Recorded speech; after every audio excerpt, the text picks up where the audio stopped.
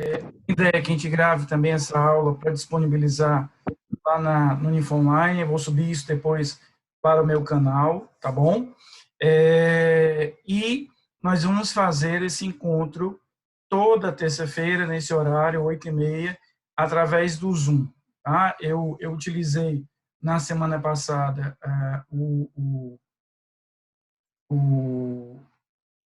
utilizei na semana passada o Hangouts, mas ele realmente não rodou bem, porque tinha, né, algumas limitações em relação à quantidade de pessoas. Então, a partir de hoje, a gente vai usar o Zoom. Por enquanto, eu não tive nenhuma queixa aí de participação, então a gente vai trabalhar com ele a partir de hoje, tá? Então, a minha ideia, só para esclarecer de início, a gente vai trabalhar toda terça-feira. Terça-feira a gente tem esse encontro virtual aqui.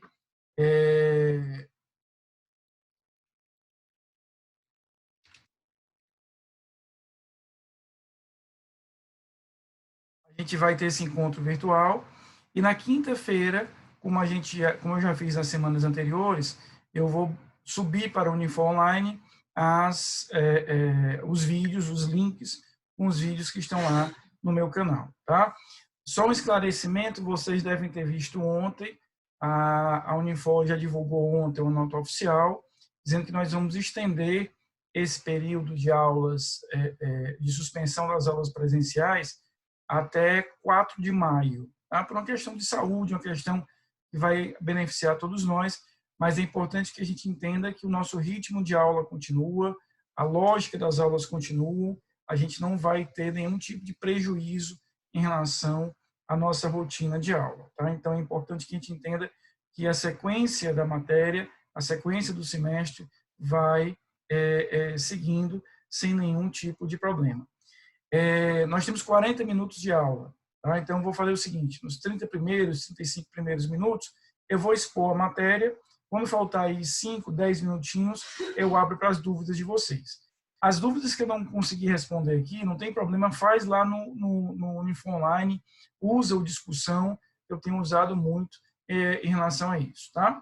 Você deve ter se lembrado que na aula que nós tivemos a semana passada, quinta-feira passada, a gente teve nossa primeira aula ao vivo, nós falamos do artigo até o artigo 346. Eu quero retomar hoje a partir do artigo 347. Tá? O artigo 347 ele vai nos definir efetivamente o crime de fraude processual. Então, eu tenho aí no artigo 47, 347, o crime de fraude processual. O que é esse crime do artigo 347? Aqui eu tenho uma lógica, uma estrutura que é muito clara. A busca da prova, os elementos de prova de um processo são, indiscutivelmente, o recheio mais importante daquele processo. Ou seja, quando eu tenho a estrutura da prova nesse processo, eu tenho efetivamente o recheio mais importante desse processo. É através desse conjunto de provas que eu vou conseguir, que eu consigo efetivamente ter uma, uma estrutura de reproduzir na cabeça do julgador uma determinada verdade sobre aquele fato, para, sobre essa verdade, eu ter condições de decidir, ao final, se aquele fato aconteceu, se aquele fato foi produzido, praticado por aquele determinado autor. Então, o que a gente vai perceber é que essas provas, dentro de um processo, elas representam o que há de mais precioso para reconstruir na cabeça do julgador aquela determinada verdade. Obviamente, evidentemente, o juiz não presenciou o fato, ele não presenciou o fato considerado criminoso, ele não presenciou aquele contrato sendo firmado, ele não presenciou um desses elementos, ou seja, a gente não tem aí esses elementos sendo assistido, presenciado pelo juiz. Então, as provas fazem com que eu possa reconstruir na cabeça daquele julgador aquela verdade. Daí a importância de nós termos efetivamente essa estrutura, essa lógica das provas bem protegida. É aí que entra o artigo 347, ou seja, o objeto jurídico protegido no crime de fraude processual é o conjunto da prova, é o conjunto de elementos probatórios. É isso que efetivamente a gente vai ter quando a gente trabalha com o artigo 347. Então veja o que ele diz: inovar artificiosamente na pendência de processo civil ou administrativo o estado de lugar, de coisa ou de pessoa com o fim de induzir a erro o juiz ou o perito. Inovar artificiosamente, ou seja, eu estou manipulando, eu estou alterando aquela determinada pendência de processos, eu estou manipulando o objeto, o local ou a pessoa. Eu estou manipulando o objeto, o local ou a pessoa. É isso que a gente vai ter quando a gente trabalha efetivamente com crime de fraude processual. Eu estou alterando o local do crime, eu estou limpando uma arma, eu estou, por exemplo, maquiando uma pessoa para disfarçar aquelas lesões que ela eventualmente tenha sofrido. Então, quando eu altero dolosamente, né, com essa carga efetiva de dolo, aquele ambiente do crime, a minha ideia qual é? Prejudicar a produção da prova. Agora, veja que interessante. No caput do 347, ele fala na pendência de processo civil ou administrativo, na pendência de processo civil ou administrativo. Quando a gente vai para o parágrafo do caput, eu tenho uma pena de 3 meses a 2 anos. Quando eu chego no parágrafo único, aí ele aumenta a pena. Veja só, se a inovação se destina a produzir efeito em processo penal, ainda que não iniciado, as penas aplicam-se em dobro. Então, veja que no artigo 347, ele faz um escalonamento. Eu tenho uma pena no caput. Eu tenho uma pena no caput para essa inovação na prova, quando versa sobre processo civil e processo administrativo, e tenho, efetivamente, um aumento da pena. Eu vou sofrer aí um aumento da pena quando eu chego, efetivamente, para trabalhar com processo criminal, mesmo que não iniciado. Eu queria que vocês marcassem, toma nota desse detalhe. Veja que no parágrafo único ele fala mesmo que não iniciado. O que significa isso? Ainda que não iniciado. Mesmo na fase do inquérito policial, ou antes disso, eu acabei de praticar aquele fato tido como criminoso, acabei de roubar alguém, acabei de matar alguém, nesse mesmo momento eu faço a intervenção e acabo efetivamente por gerar esse determinado efeito, ou seja, altero o local de crime, altero o objeto, altero a pessoa. O crime já vai existir. Tá? Então, o crime de fraude processual ocorre no momento em que eu tenho a inovação clara, efetiva, de qualquer tipo de elemento que vá fazer com que eu venha a alterar para prejudicar a produção da prova. Ok? Seguindo aqui com o nosso estudo, eu quero ver com vocês agora 2 artigos que se comunicam. O artigo 348 e o artigo 349. Esses 2 artigos eles se comunicam entre si. Há uma comunicação muito interessante entre esses artigos. Que comunicação é essa? Eu estou falando do crime de favorecimento pessoal e de favorecimento real. Nesses 2 crimes, eu não pratico o crime com aquela pessoa. Eu não sou coautor, eu não sou partícipe daquele determinado crime. Mas eu, depois que aquela pessoa pratica aquele crime, eu o auxilio de alguma forma. Como? Ou fazendo com que a pessoa, o autor do fato, não seja alcançada pela justiça, ou protegendo o produto que ela adquiriu com aquela prática criminosa. Então, veja o que é que nos diz aí o crime do artigo 348, favorecimento pessoal. Auxiliar a subtrair-se a ação de autoridade pública, autor de crime a que é cominada pena de reclusão. Auxiliar-se a subtrair da ação de autoridade pública, autor de crime a que é cominada pena de reclusão. Então, eu estou ajudando, eu estou auxiliando aquela pessoa que teria praticado o crime a fugir, a ficar em algum local onde a polícia não encontre. Eu estou dando um dinheiro para que seja encontrada pela polícia. Eu estou dando algum dinheiro ou estou disponibilizando meu sítio. Olha, eu sei que você está sendo procurado pela polícia, ou eu sei que você está respondendo a um processo. Fique no meu sítio, passe um tempo no meu sítio. Ou seja, eu estou auxiliando de alguma forma que aquela pessoa sobre quem paira aquela determinada acusação, essa pessoa ela não vai responder por essa conduta. Ou seja, a minha ideia aqui é efetivamente colaborar com aquele indivíduo, fazer uma colaboração com aquele indivíduo para que ele saia, para que ele seja retirado desse determinado local. Então, qualquer auxílio, veja, eu não sou coautor do crime, eu não sou partícipe do crime.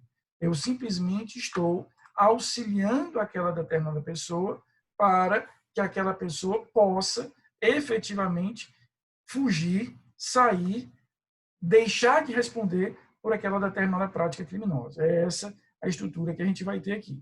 Muito bem.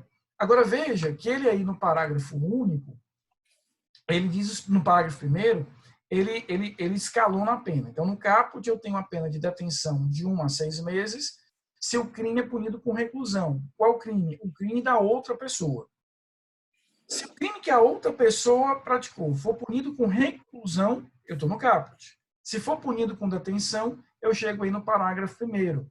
Parágrafo primeiro, pena detenção de 15 dias a 3 meses. Eu queria chamar a atenção de vocês ao parágrafo segundo.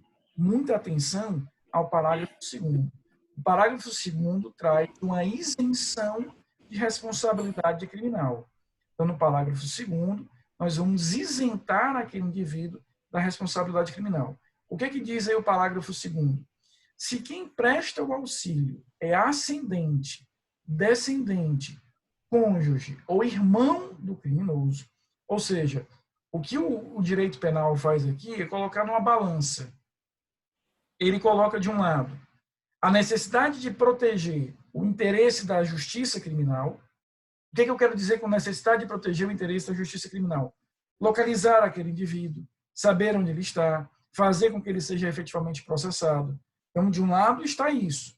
É para isso que existe o crime, para proteger a eficácia e eficiência da justiça criminal. Do outro lado, o que eu tenho do outro lado é efetivamente a proteção aos vínculos familiares, a proteção à família como um todo. Então, o que ele faz aqui é claramente colocar numa balança. Ele diz, olha, entre a família de um lado e do outro a proteção à justiça, eu fico com a família. Então, ele está me dizendo que aquele determinado indivíduo vai efetivamente ter, né, dentro desse contexto, vai ter dentro desse cenário uma construção, né, uma construção efetiva de que se quem você está protegendo, ou seja, você deu dinheiro para fugir, emprestou um carro, deixou que ficasse na sua casa, emprestou uma casa de praia, é seu filho, é seu pai, é seu irmão, você está isento efetivamente de pena. Tá? Lembrando que esse crime do 348 ele só existe na modalidade dolosa. Então, o crime só vai existir na modalidade do dolo, só existe quando tem dolo. Eu tenho que ter o dolo de praticar esse crime. Então, por exemplo, se alguém pede para ficar na minha casa, né? Rafael, eu estou fazendo uma reforma na minha casa, está complicado ficar esse mês lá, eu posso passar uma temporada na tua casa? E eu deixo ele ficar na minha casa sem saber efetivamente que ele responde a um processo criminal. Nesse caso, a gente vai ter efetivamente como contexto a ideia de que a minha conduta ela é completamente atípica. Então, a minha conduta ela vai ser uma conduta completamente atípica nesse cenário. Eu tenho que ter conhecimento de que aquele auxílio que eu estou fazendo é a alguém que está, de alguma forma, e muitas aspas aqui a expressão que eu vou usar, com dívida na justiça. É essa a ideia que a gente vai ter. Então, veja, no 348, eu estou protegendo ao agente, ao sujeito que praticou o fato. Vamos agora fazer a comparação com 349. No 349, a gente tem um crime de favorecimento real. O que é que existe no 349? Veja aí o caput do 349. Prestar a crime fora dos casos de coautoria ou de receptação, auxílio destinado a tornar, marca isso aí, auxílio destinado a tornar seguro o proveito do crime. Então, eu estou, no artigo 348, já não mais protegendo a pessoa, eu estou protegendo o proveito, a coisa que ele obteve. Então, aqui há uma diferença significativa em relação a isso. Por quê? Quando eu estou no artigo 347, quando a gente está no artigo 347, o que eu tenho lá é a proteção da pessoa. Eu estou permitindo que ele fuja, ou que ele fique na minha casa, ou estou emprestando dinheiro, dando dinheiro, emprestando meu carro. No 348, eu estou garantindo que ele venha a permanecer com os bens daquela conduta que ele efetivamente praticou. Então, o que eu estou fazendo no 348, o que eu faço aqui no 348, é proteger a coisa em si. Então, aquele indivíduo roubou um carro, roubou um banco, roubou uma lotérica. Chega para mim e diz, Rafael, eu estou sendo procurado pela polícia, ou logo a polícia vai me procurar. Guarde esse carro na tua casa, deixa eu deixar naquele sítio que você tem, deixa eu deixar esse dinheiro lá escondido, enquanto a coisa passa, enquanto a poeira baixa. Então, aqui, eu não sou coautor, eu não estou ajudando a ele no crime que ele praticou, ou seja, eu não roubei a lotérica com ele, eu não roubei o banco com ele. Tampouco eu estou praticando o crime de receptação. O que eu estou praticando é simplesmente o crime que se caracteriza por auxiliar aquela pessoa, eu estou guardando, ou criando condições para que seja de alguma forma protegida, aquela coisa, aquele bem, aquele produto que ele adquiriu com a prática criminosa. Então, a lógica aqui é que eu estou auxiliando efetivamente esse indivíduo para essas situações. Então, eu estou auxiliando esse indivíduo para que ele tenha efetivamente esse determinado tempo de não ser alcançado pela justiça. Então, veja, no favorecimento pessoal, eu estou protegendo, auxiliando a pessoa. No favorecimento real, lembra, real, de res, de coisa, eu não estou auxiliando a pessoa, eu estou auxiliando efetivamente o indivíduo no que diz respeito à coisa, estou tomando conta, eu estou protegendo a coisa, o produto, o bem que ele, como produto daquele crime, recebeu. É por isso que, quando a gente vai para o 348, a gente percebe que no 348 eu não tenho aquela isenção de responsabilidade criminal que eu tenho no parágrafo 2º do 347. Então, no 347, parágrafo 2º, ele fala: se quem presta o auxílio é ascendente, descendente, cônjuge ou irmão, fica isento de pena. Então, se eu estou auxiliando a pessoa e eu sou irmão, eu sou pai, eu sou filho, eu estou isento de pena. No 340, que eu tenho aí o favorecimento real, não há essa isenção de pena. Não existe essa isenção de pena. O que significa isso do ponto de vista prático? É como se o Código Penal me dissesse o seguinte: olha, eu até entendo que você efetivamente proteja seu irmão, eu até entendo que você queira proteger seu pai ou seu filho, mas eu não entendo que você queira proteger o produto do crime que ele praticou. Então, se eu, mesmo se tratando de meu filho, de meu pai ou de um irmão meu, eu fico com o carro que ele roubou, ou com o dinheiro que ele roubou, ou qualquer outra coisa, eu irei efetivamente, concretamente, ter a prática do crime. Então, a isenção da pena vem apenas no artigo 348. Tá? Queridos, o artigo 350 ele foi revogado, tá certo? Ele foi revogado pela lei do abuso de autoridade do ano passado, tá? Os artigos 351 a 354, do artigo 351 ao 354, eu tenho aí, nesses 4 artigos, 351, 352, 353 e 354, eu tenho crimes que são relacionados entre si, porque todos eles têm como objeto protegido a estrutura carcerária da justiça criminal. Ou seja, o que eu quero proteger nos artigos 351, 353 e 354 é, de alguma forma, a estrutura do sistema carcerário como um todo. É isso que a gente pretende proteger nesses artigos. Veja aí, agora, cada um deles tem peculiaridades. Vamos para o 351. Promover ou facilitar a fuga de pessoa legalmente presa ou submetida à medida de segurança detentiva. O crime existe quando eu auxilio, quando eu, de alguma forma, auxilio a alguém que esteja preso venha a fugir. O crime aqui é praticado não pelo preso, é praticado por uma terceira pessoa que vem efetivamente a auxiliar aquele preso a fugir. Auxiliar como? Eu estou pagando, subornando um agente penitenciário, eu estou jogando para dentro daquela cadeia, por exemplo, ferramentas para que você possa fugir, eu estou criando um túnel, eu estou criando um muro naquela muralha. É qualquer tipo de conduta que eu venha a praticar para auxiliar, para de alguma forma colaborar com a fuga. Tá?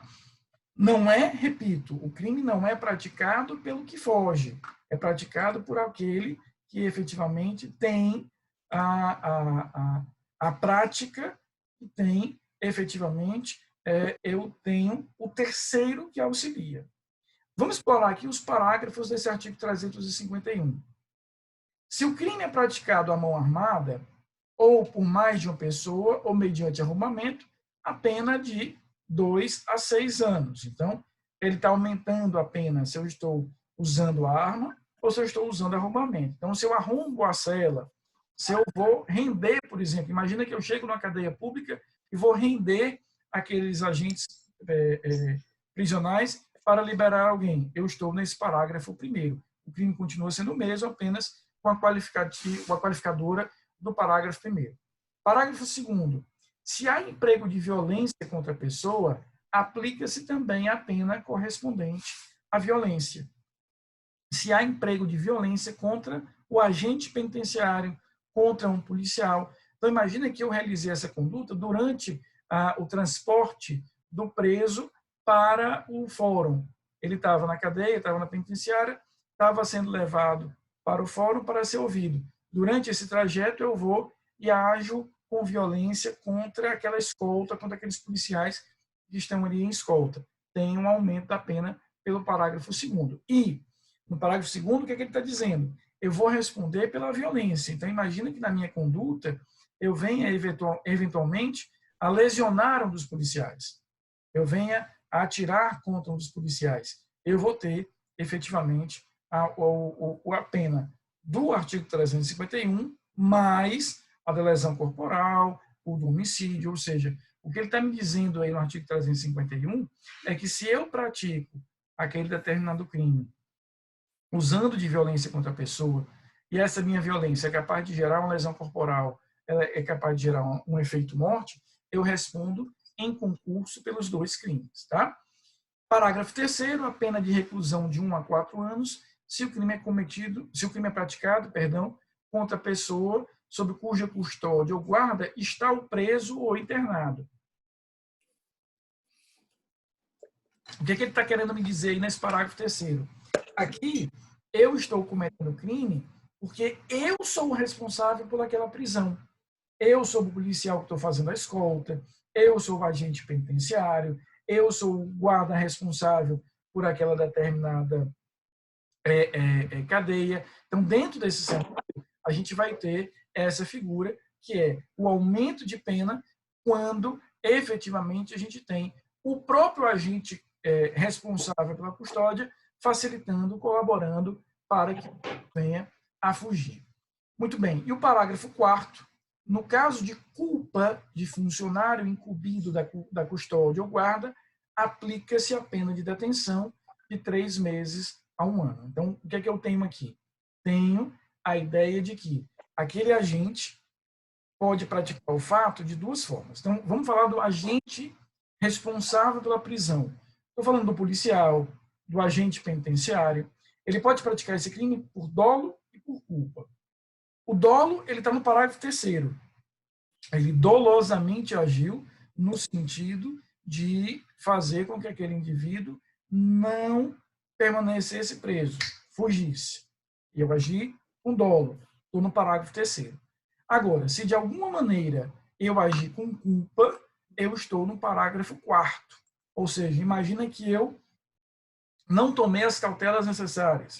Eu, por acaso, deixei aberto aquele estabelecimento prisional. Eu deixei aberto aquela determinada estrutura criminosa. Então, se eu tenho isso, eu vou ter, efetivamente, a estrutura como uma prática culposa aí do parágrafo 4º. Tá? Então, eu posso praticar esse crime tanto por dolo quanto por culpa. Vamos para o 352, tá? Evadir-se ou tentar evadir-se o preso ou o indivíduo submetido à medida de segurança detentiva usando de violência contra a pessoa. Então, olha só. Eu estou preso. Se eu apenas fujo, a minha conduta ela é atípica. Ela não é criminosa. Se alguém me auxilia para fugir, este alguém responde pelo crime. Esse alguém vai responder pelo crime. Então, o crime é daquele que vai me auxiliar. Eu estou no artigo anterior. Chegando no 352, eu que estou preso posso praticar esse crime, se e somente se eu usar de violência contra a pessoa. Então, para fugir, eu lesionei um policial, eu lesionei um agente penitenciário, aí, nesse caso, eu estou no artigo 352. Então, veja só. Ao fugir, eu simplesmente pulei o muro. Fiz um túnel, cavei um túnel, rompi uma parede, arrebentei efetivamente. Pessoal, ele me avisou aqui que nós temos 10 minutos. Eu vou fazer o seguinte, eu vou parar aqui, tá? E aí eu vou mandar para vocês pelo chat um novo link para a gente continuar com a aula para ver o que a gente tem que ver hoje. Tá entendido? Conseguiram entender? Eu vou interromper agora e eu mando já para o link um novo convite para a gente poder continuar com a aula. Tá? Aguardem aí no grupo de WhatsApp.